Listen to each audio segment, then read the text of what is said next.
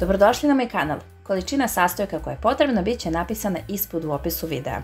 Prvo što radimo, pravimo podlogu, u mlevenu plazmu dodajemo istopljeni margarin, mlijeko i nutelu. Sve to dobro promešajte da se lepo sjedini i zatim u kalup prečnika 22 cm prebacite ovu smesu i formirajte podlogu. Najbolje je da podlogu formirate nekom čašom koja ima ravno dno kako biste lepo poravnali i kako bi se lepo formirala podloga. Kada formirate podlogu, odložite u frižider na kratko dok pripremimo fil.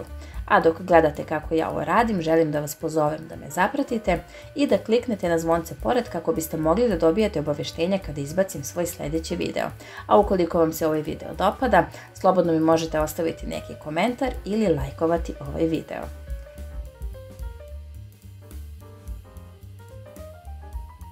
Sada kada smo napravili podlogu, pripremit ćemo fil. Prvo ćemo posebno umutiti sir mikserom i zatim tu dodajemo istopljene Kinder čokoladice. Kada se sjedini, dodajemo slatku pavlaku, mutimo dok ne dobijemo jednoličnu smesu i zatim taj fil prebacimo preko podloge. Kada lepo poravnate fil, odložite ga u frižider dok pripremimo čokoladni preliv.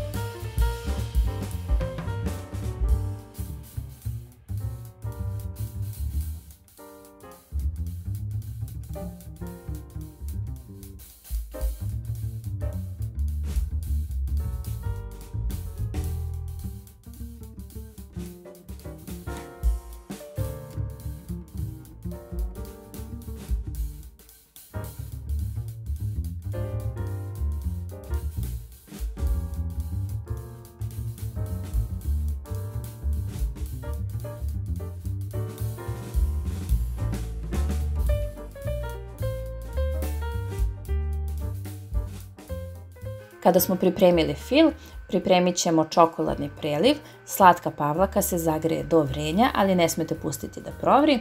I zatim pavlakom prelivamo mešavinu bele i mlečne čokolade. Mešajte sve vrijeme dok se čokolada potpuno ne rastopi i tako istopljeno prelivate preko fila.